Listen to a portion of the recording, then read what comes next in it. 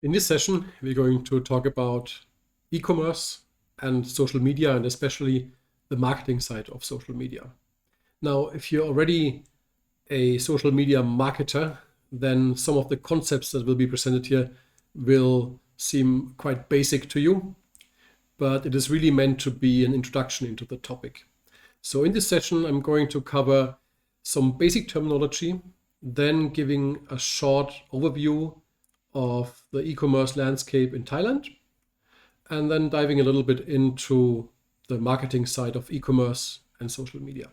So let's jump right in. First, starting off with the definition. And when we talk about e-commerce here, I really want to take a wide definition of the topic and define e-commerce as all digitally enabled commercial transactions between and among organizations and their customers. So we are really talking about all digitally enabled commercial transactions. Some common features of e-commerce. Again, this might state the obvious, but we might as well state it. E-commerce is fundamentally different to the traditional commerce in a couple of aspects, and these are listed out here. The first aspect is what is called ubiquity. That means that we can access this type of commerce from anywhere and at any time. The second is global reach. So basically through e-commerce, you can access each of the websites globally, and you can order from Amazon, for example, now globally. Amazon even has figured out a way to take care of the customs processes and the shipping and everything. So it's really a global reach. The third one, maybe not so obvious, is universal standards.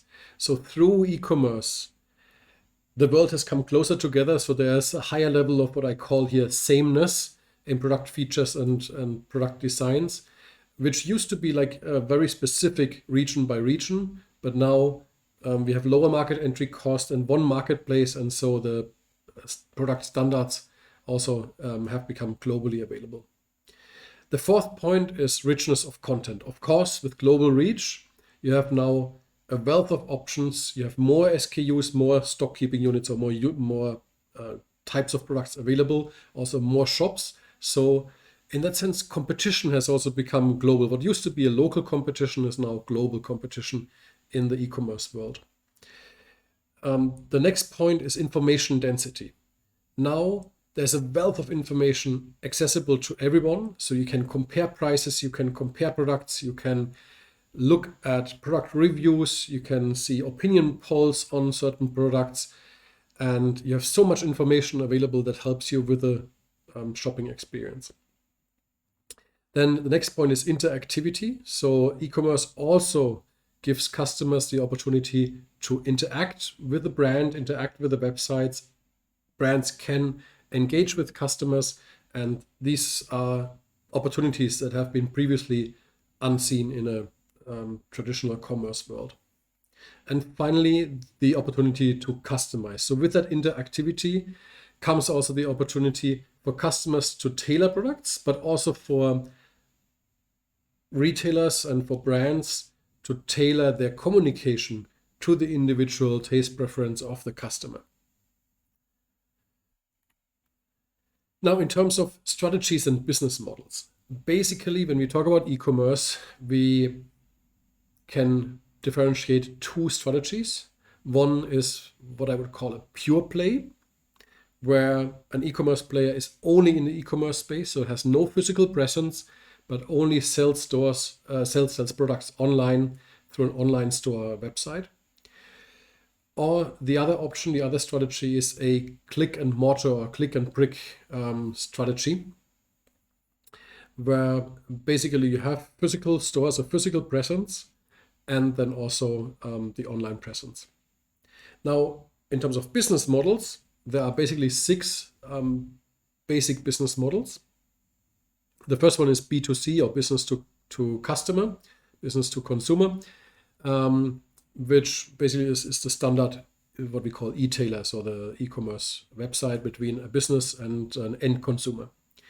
B2B is the same, just for business to business customers. So the original Alibaba was a business to business website that connected different businesses to do commerce with each other. A C2C platform is, for example, an online marketplace like eBay, for example, where consumers can interact directly with consumers and can sell products among each other. Peer-to-peer is like file sharing, for example, or online dictionaries where different people interact with each other and add to the website or to the platform.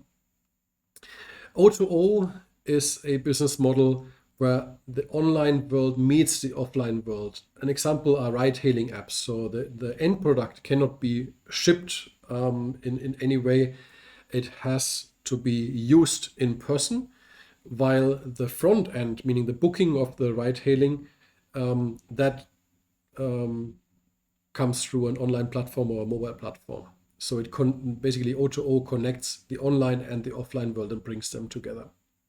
And finally, m-commerce actually being a subset of e-commerce, so it's e-commerce through mobile apps. Then now we talked about the business models. Now, how is money being made? So what are the revenue models for E&M commerce? There's 6 basic revenue models. The first one is the classic sales revenue model. So this is the Amazon, the Lazada, the Shopee, where people buy and sell goods online, and the revenue comes through the sales of the goods or services. The second is the advertising revenue model. So this is how Google, YouTube, Facebook make most of their money. Basically, they provide ad space, for example, banners or like prominent visibility on the website. For YouTube, it would be short 5-10 second video clips or even longer advertising clips that are being shown. So that is, and they gain revenue through showing these advertisements. Subscription, something that we are more and more familiar with now compared to a couple of years ago. Of course, Spotify is an example, Netflix, or here in Asia, iFlix, the Asian equivalent to Netflix. We basically subscribe on a monthly basis. There's a certain amount of money deducted from our account, and for that we can use the service for the entire month. Transaction fee revenue model is number 4. So here the platform eBay or the Amazon marketplace gets a fraction of the transaction value when we buy, for example, from an online pharmacy or from another consumer on eBay, a good or a service.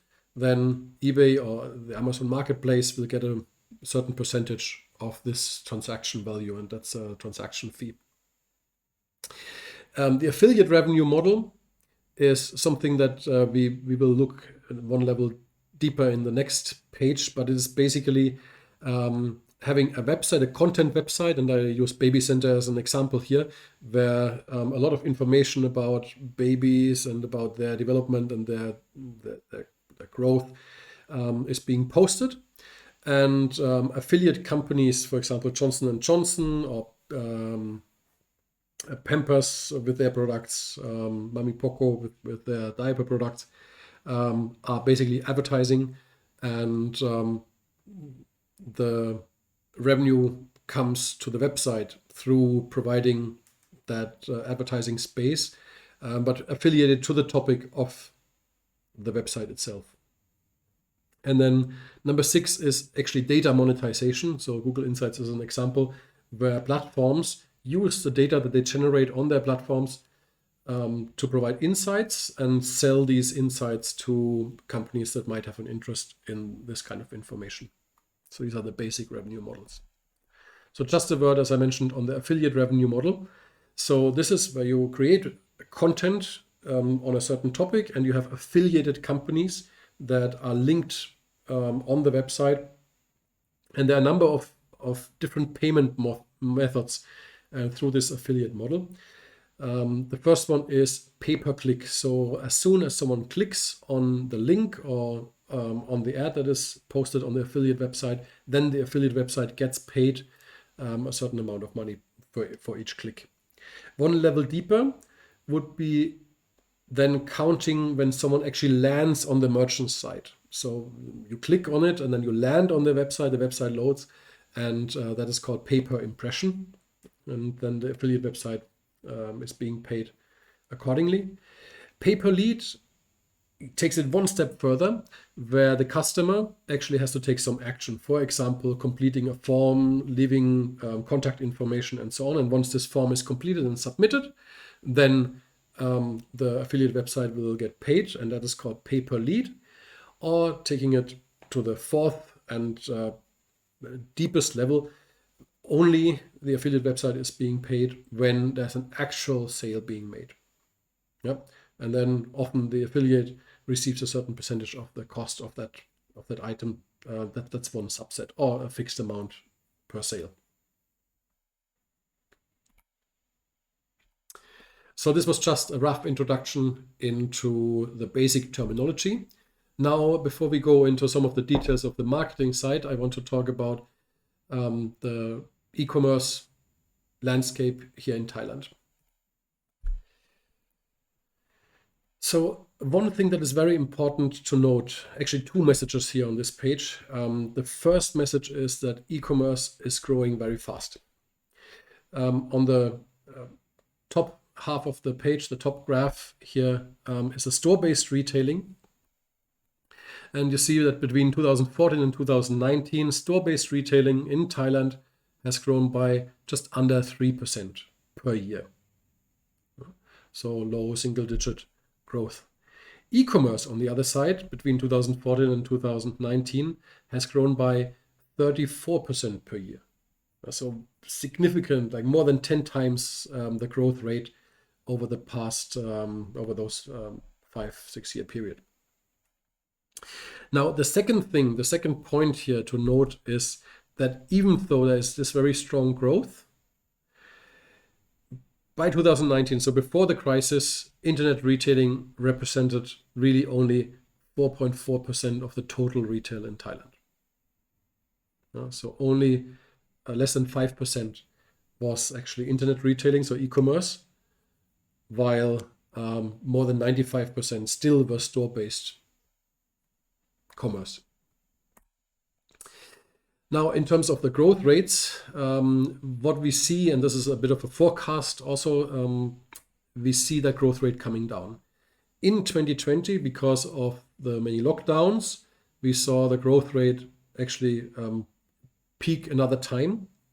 But again, over many years already, that trend of growth in e-commerce has been trending down, which is easy to explain because people are basically moving from store-based retail to e-commerce.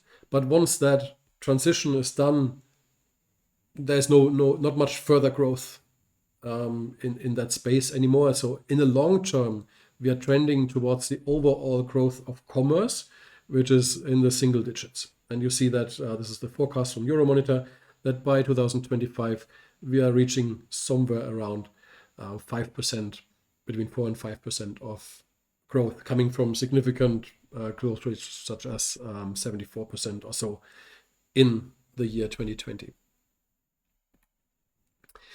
A few characteristics of e-commerce, not very surprising. If we start from the top left, of course, the number of users have been growing over the past couple of years and continue to grow. On the top right, you will see the payment channels. And what is really important to notice here, that at least for Thailand, we still have the majority of payment being done through offline payment channels. Yeah, so through bank transfer, through cash on delivery, and so on. So that is the graphic is a few years old, but it might decline by now a little bit. But still, the majority of the transactions, and that is true definitely for the food delivery space, is still more than 50% is done through offline payment, cash on delivery, for example. Now on the bottom left, the chart shows the internet usage by age group, and this is not surprising that the younger generation is more affine to using e-commerce, while the older generation, a smaller portion of people are actually e-commerce users. And finally, mobile versus web or other channels, mobile already represents more than half, almost 60% of the e-commerce go through mobile, and that number is also growing. So many companies now have a mobile first policy when they design their web pages, and they design it so that it works on mobile first, and the web is actually just secondary. What is also important to note is that e-commerce has become more and more fragmented. If I would have shown you this chart a couple of years ago, and in fact I made this chart a couple of years ago, it was very much driven by consumer electronics and just a little bit of personal care, like beauty and so on. Now e-commerce has become very fragmented. So you see that biggest portion actually is what is called other e-commerce. So many other small categories, while consumer electronics and apparel and footwear, the biggest categories just represent about 25% for these two categories. Yeah. Now, one major challenge of e-commerce websites, and that hasn't changed over the past couple of years, is profitability. Many e-commerce companies struggle making a profit. And I modeled this out in a very basic way a couple of years ago, and I want to show you this graph here. On the left column, you see the percentages for a typical brick and mortar player. So this is specifically in grocery. And on the right side, grocery e-commerce. Now sales is obviously 100%. And in a brick and mortar environment, a typical gross profit for a supermarket, for example, or a hypermarket, would be in the area of 23%, so for a retailer. Now, in e-commerce, this is only 12%. Why? A couple of reasons. The first reason is that there is much more competition. So the price point that e-commerce retailers can set is obviously lower because they have to permanently compare to other e-commerce sites. It's very easy to switch. And the second reason is that brick and mortar retailers, they work with what is called loss leaders. So they put like products with very thin profit margin upfront in the store to get people into the store. And once people are in the store, they will look around and they will also buy other products. So in the end, with that mix of like loss leaders, like low margin products and high margin products, they get a relatively stable and healthy margin. Back then it was around 23%. Now with e-commerce, you don't have that mix of margin necessarily. Mostly people don't really spend a lot of time browsing, but they have already kind of an idea of what they want to buy, and they buy much more targeted. I'm not saying that it's only targeted. Some people might also browse, but the browsing is much less than if you are following like basically a given journey through retail aisles in a grocery store. So for these two reasons, for more competition and also less browsing and less random buying, and especially, sorry, I should also mention the checkout lane where you have like impulse buying, which is very high margin items, but you don't have that in e-commerce necessarily, or not so easily available anyway. And that's why you have a lower margin here. OpEx, of course, is higher in brick and mortar retailers. So in traditional store-based retail, you have to spend on electricity, you have to spend on the staff, the service staff, the cashier, and so on. All of this is obviously automated, and so the OpEx is typically quite a bit lower in e-commerce. Logistics cost, on the other side, in a brick and mortar retailer is around 1% typically in the best practice, and for an e-commerce retailer, it's in the area of 2% or more. And that leaves a profit for the brick and mortar retailer of about 5%, which is typically what a grocery store would be doing, at least here in Thailand. Pure grocery without the rental space. And on the e-commerce side, if you add up the numbers, that would be a negative number, so -3%. So e-commerce players typically lose money, and this doesn't take the marketing into account. So what we also know is in order to gain customers and generate growth, e-commerce players have quite aggressive marketing campaigns running and spend quite a lot of money. So the losses actually can be much higher depending on how much marketing money is being put behind that. And I put some numbers here. Again, the numbers are a little bit dated from the years 2016, 2017. And it quotes some of the companies like Lazada, Zalora, or India's Flipkart, which produced significant losses, like massive losses actually, as those companies were starting up and growing. So profitability is a challenge. So how does it work then? How does a business without profitability work? Question is this a new business model? So what I try to model out here and what is very important to understand is the difference between profit and cash flow. So I would like to focus your attention first on the blue and the yellow line. The blue line represents sales. So on day one, and the x-axis is time. So on day one, we have a certain level of sales. Let's say we sell mobile phones. So we have a number of mobile phones that we sell on day one. Now, the thing is, in retailing, normally retailers have a certain time until the good that they are selling has to be paid. This depends on the payment terms that the retailer negotiates with their suppliers, but this can range from anything between typically 30 days to 90 days or something around this timeline. So basically on day zero, you get immediate cash when you sell, but you have to pay your supplier only a number of days later, maybe in an ideal case, 90 days later, so 3 months later. So during that time, you have that cash that you get from the customer for yourself. And you pay only 90 days later. And you see that this yellow line of supplier payment basically runs in a time lag of around like 90 days in this case. So the green line, the green dotted line here is the cash flow. So in the first 90 days, the cash flow is absolutely in line with sales. And then from day 90 onwards, the cash flow is basically the blue line minus the yellow line. So the yellow line starts after 90 days and then runs parallel basically to the sales line. And the company has a steady positive cash flow. So whenever the blue line runs above the yellow line, there's a positive cash flow. Now, all this time, the company is actually selling the goods at a slightly negative profit margin. So they might sell it close to zero, but they have to put a lot of marketing, maybe a voucher into the system to really get the sales going. And therefore, profitability throughout this period is actually negative.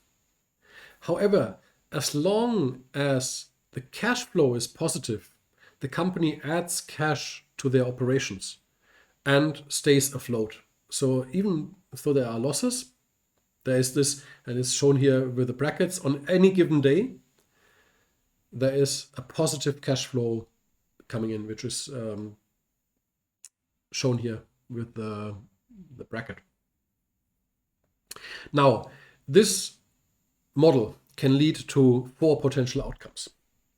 So one outcome is that the company becomes more and more powerful and is able to turn those losses into profitability by changing the pricing, for example, or by coming up with other goods and services that produce a profit. Example here is Amazon.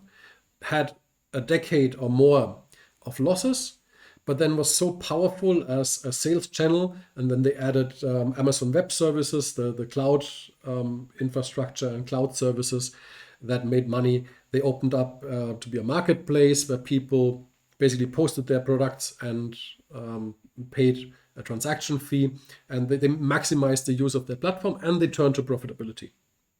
So that is outcome number 1. Outcome number 2 is that you sell the company to someone who has an interest in gaining access to your customers, for example. This happened here in Thailand to Lazada, which was founded by Rocket Internet, a German company, and Rocket sold Lazada to Alibaba. And Alibaba had an interest in establishing a foothold here in the Southeast Asian market, and therefore bought the entire Southeast Asia Lazada operations to have access to Lazada's customer database. The third option is that you manage to do an IPO. So basically issue stocks, go to the stock market and float the company on the stock market, and therefore get in fresh cash that covers some of the losses and buys you more time to make it to profitability. So these were all three positive outcomes. The fourth outcome is a negative one. If the sales growth slows down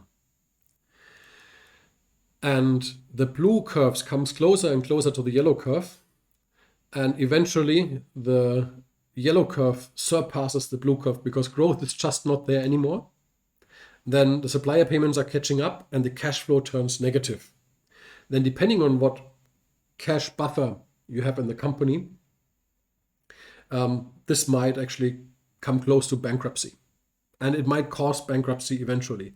And there are many examples. Of course, we talk about the success examples like Lazada, like Amazon, like Grab maybe, but there are many examples of companies that didn't actually make it to that point, that they went bankrupt before that because they ran out of cash, they ran out of funding.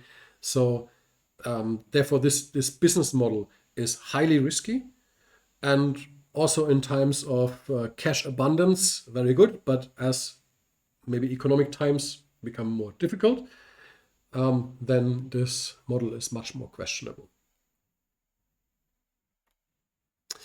Now, in terms of the landscape, the typical e-commerce platform players, most of them are actually losing money. I'm not saying that all of them are losing money, but most of these players that are on the top half of this chart, the e-commerce platform, whether they are B2B or C2C or B2C, they have very thin margins or are losing money. Where money is being made in the e-commerce ecosystem is on the bottom part, the auxiliary services. For example, the logistics services. There we have the DHLs, the carriers, the transport companies. They make money on the deliveries by charging to both the customers and the e-commerce platforms. The payment gateways, they make money. The marketing agencies and marketing companies and marketing optimization services, they make money, and also all the other auxiliary services, the enablers, the consulting services, and so on. So some of the retailers actually have extended and integrated services across the value chain to actually make up for the losses that they generate on their e-commerce platforms themselves, and make up for it through payment options. For example, Alibaba with Ant Financial Alipay is an example for this one. Now, is there future to brick and mortar retail? Here, this is a chart from McKinsey that showed that most of the growth between 2015 and 2021 actually comes from digitally enabled, so from e-commerce busy sales. We saw it earlier in the numbers already for Thailand that the growth of the brick and mortar is actually rather small, that most of the growth comes from new channels. But that in that new world, online sales still, and this is a global picture, is still below 20%, and that's 84% of the sales still comes through stores. So at least for now, for the time being, there is still a role for brick and mortar to play. And we see that, for example, for Amazon and other companies that actually integrate and extend their services to store-based services like Amazon Go or Whole Foods that was bought by Amazon. And same for Alibaba that invested in Hema, in a store-based retailer.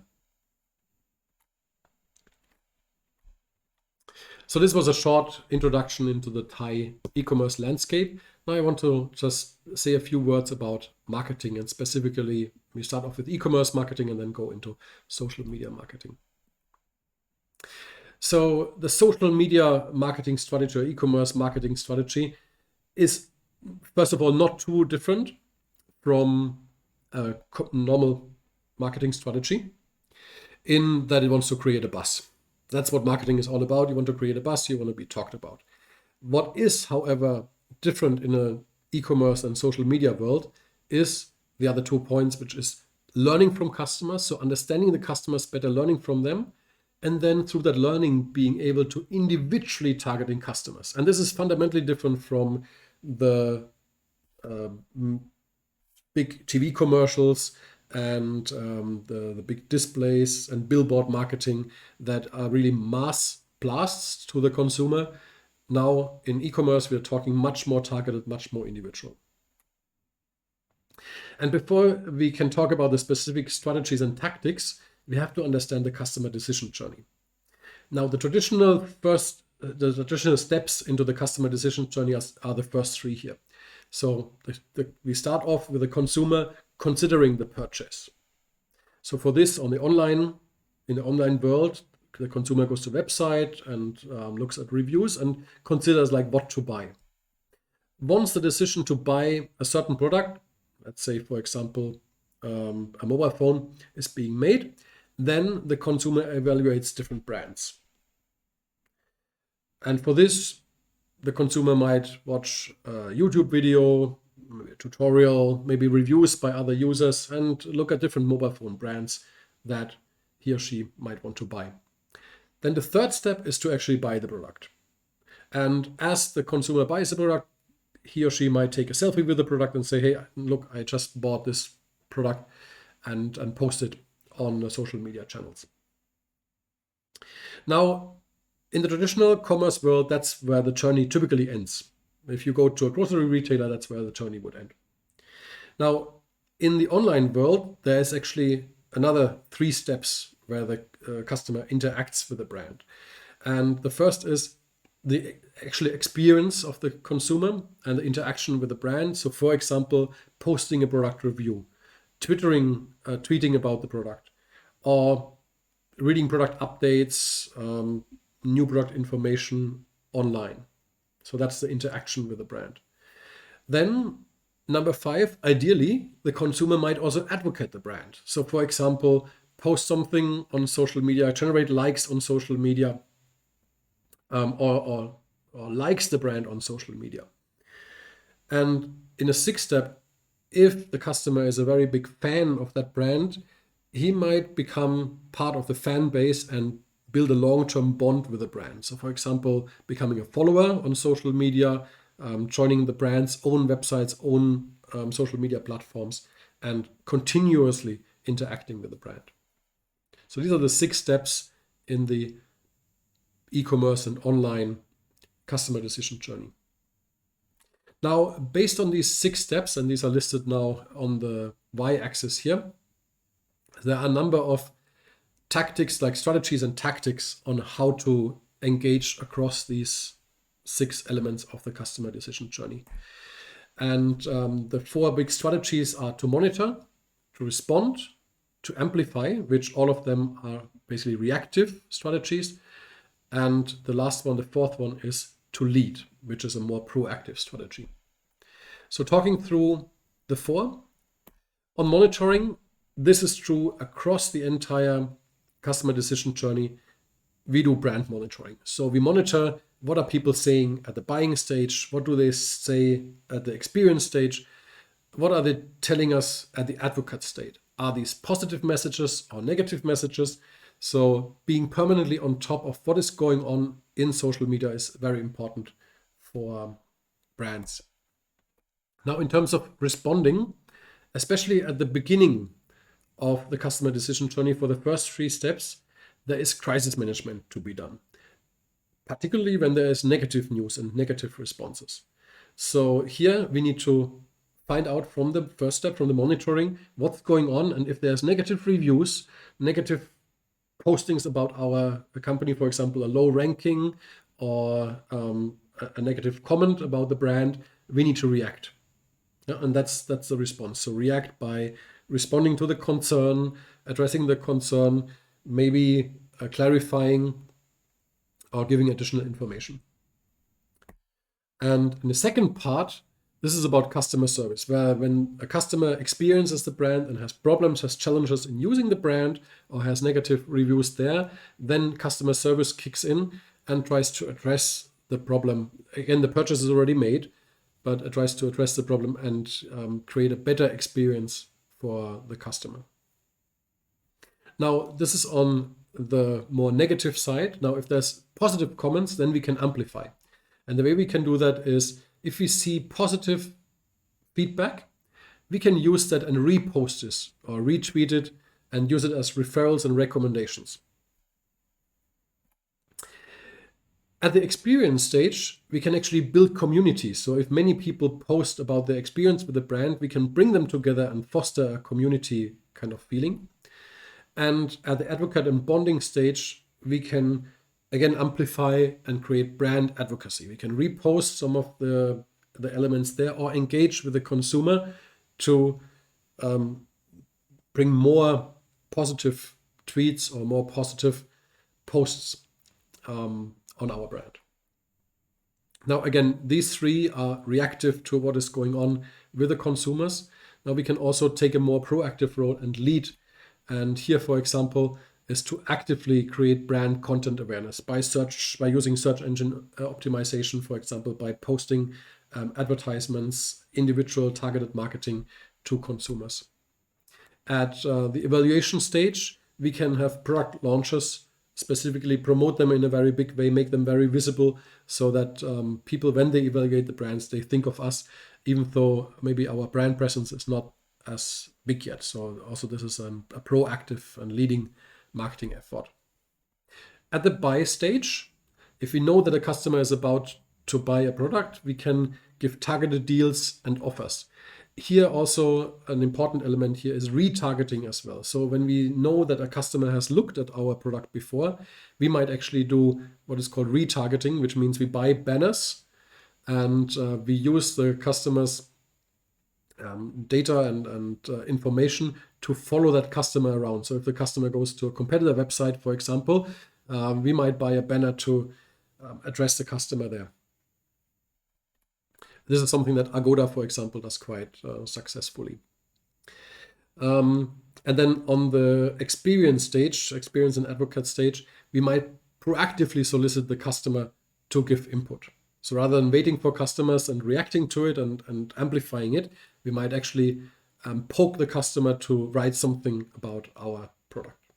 So this is a little map of how we can either react or lead with marketing efforts to reach the customer at each interaction point across the customer decision journey.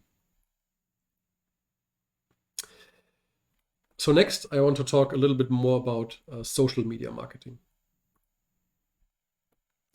And here we need to talk about the media itself. There's basically 5 types of media. Traditionally, there's only 2 types of media, which is the first 2, paid media and owned media. Paid media is media space that we buy from other parties. In the traditional space, we would buy a billboard or we would buy advertising space in a newspaper. And owned is our own. So this might be our own building where we have a big poster or billboard along the building. In the e-commerce world, this would be our own marketing channels, our website, our maybe catalogs, the email database that we have, that we own, our own social media channels on Facebook, on Instagram, on LinkedIn, and so on. Now, in the social media world, there's 3 other channels that play a very big role.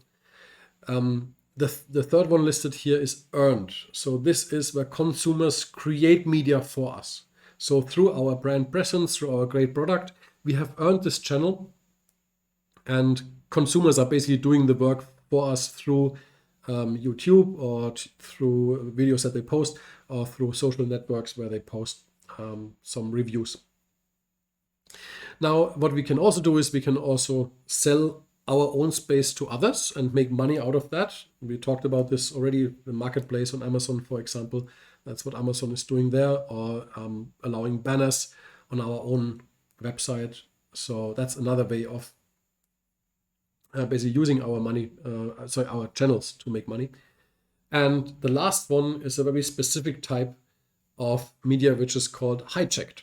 So in this case, that can be positive or negative, but mostly negative, where a company's campaign is taken hostage by those who oppose it or by a competing company. Now, I said this can be positive or negative, and the next example is one where it started off negative but turned into a positive one. So an example from Thailand, where basically, if you know the brand Dairy Queen, you might be familiar that one of their gimmicks is that the ice cream is basically turned upside down and before it's given to the customer. And that shows that there's density to the ice cream, that it's firm and sits well in the cone or in the cup here. And Baskin-Robbins basically took this gimmick of the upside down, hijacked it, and created a campaign and said, you don't have to turn it upside down. Our product is delicious anyway. Then posted this on Twitter and on other social media. Now, the Dairy Queen team found out about this and reacted to it immediately by posting a response to it, basically saying that, well, ours is delicious and you can turn it upside down, and basically made it sound like as if the brand was being bullied. And Svensson's, another ice cream brand, reacted to this and basically also retweeted and reacted to this and made a kind of a funny post saying that you can also turn ours upside down, but you will find it like lying on the floor after you turn it, and there's nothing to enjoy anymore, nothing to eat anymore. So better don't turn it upside down. So this was posted within a few hours in July 2020, and it generated millions of responses. Like, people loved that there was a lot of humor in these campaigns and in the responses, and that the different brands were teasing each other, and it got millions of views within a very short amount of time. And then other brands started to hijack this campaign as well.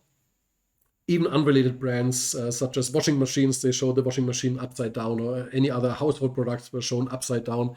And it became a very big thing, which lasted about 3 or 4 days and created a lot of buzz on social media. So it started off as a little bit of a hostile campaign, maybe, or a hijacked campaign. And it was further hijacked by many other brands, but I think overall it turned out quite positive. Now, some trends in social media marketing. First of all, there's higher integration across channels. So companies are using paid media to attract their customers to their own media, for example. So marketers think about the different channels and try to integrate them as much as possible. There's new publishing ways, how-to guides on YouTube, or other ways of engaging customers and basically producing earned media. Also sometimes paying a key opinion leader or a social media influencer to post a positive review. The marketing experience has to be much more personally relevant. That's also a trend. Customers expect now that the campaigns are personally relevant to them. And finally, very important, reactivity on potentially hijacked media or negative responses. So that means that brands are monitoring actively and permanently what's going on with regards to their brands, and they have to respond within 24 hours. And even that 24 hours is already quite long. Response in 2 ways: positive feedback, say thank you, invite to the friend page, give personal offers, and so on. And to negative feedback, apologies, give an explanation, instruction on how to fix or how to solve the problem, and follow up with questions to learn more, and so on. But no matter if positive or negative, people basically expect that the brand corresponds with them and reacts to their feedback. Now, what does it mean for marketing organizations? First of all, the marketer has to think very strategically about each media's role. So each of the 5 types of media have to be considered and have to be thought about very carefully. In a second step, that means also to rebalance time and resources. So while in the previous world, resources were spent across media such as billboards, TV commercial, newspaper, advertisement, now there's many, many more channels, many different social media channels, many different key opinion leaders and so on that need to be considered. So that requires very careful consideration and the rebalancing of the time and resources that is spent. Based on this, there should be a very clear community networking strategy or social networking strategy on how to engage the community, how to engage the social network. And finally, it's very important to have the art and science of the marketing right. But now it's also the execution of it that is much, much more important. That could be outsourced previously to a billboard company or to a TV production company, production house, or a newspaper company. But now the execution also sits with the company itself, with the brand itself, and with their own channels. So that brings us almost to the end. I just want to end this session with a few tips of how to successfully interact and how to successfully do social media marketing by focusing on some of the common errors that people make. The first one is not having a plan. So marketers have to be very clear on what is the purpose, what do they want to build, how do they want to build the brand awareness. Do they want to connect with fans? Do they want to cultivate a following? Do they want to improve customer service? What is the purpose of the campaign that they are planning? Second, many people assume that social media marketing is for free. And technically, some of it might even be for free if you use your own channels. But still, it takes a lot of time and effort in designing something that is meaningful to the consumer. Yeah? And the analogy for me is like a free gym membership, right? If you get it for free, there's likelihood that you are not using it to the maximum and you're not getting most out of it.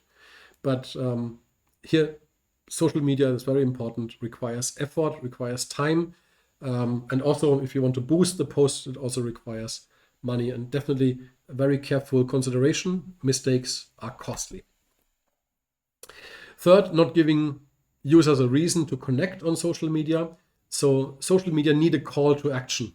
When people see the advertisement, it doesn't mean much. If there's no call to action to click through and to actually make a purchase or do something about it, then it becomes very little meaningful. And then also quite expensive. Then we're talking about the outcome, measuring the wrong things or not measuring at all. So social media marketing lives on measurements. A lot of statistics, a lot of information that can be gathered and should be gathered. So some metrics, you can start off with likes. That's quite basic, maybe not so meaningful. People click like very easily. Better is comments, yeah, or some kind of other engagement, maybe reposting or sharing. That is even better. And finally, are people attracted to the physical store or to the online purchase? So the ultimate goal is, of course, to make people buy something. So all of these can be measured, as mentioned earlier already, and should be measured on a regular basis. And finally, being either too loud or too boring. Yeah. So bragging or making mistakes, as I mentioned, can be negative, can attract unliking or unfollowing someone, spam reporting and so on. The key question always has to be, for all these 5 actually, would you follow your own page? Would you react on your own social media campaign? Is it interesting enough? Is it engaging enough? And would you follow your own page? So this was a very basic introduction into the world of e-commerce and social media marketing. Certainly a topic that will be around for a while, and certainly something that also begs to dive a little bit deeper in the future. Thank you so much for watching.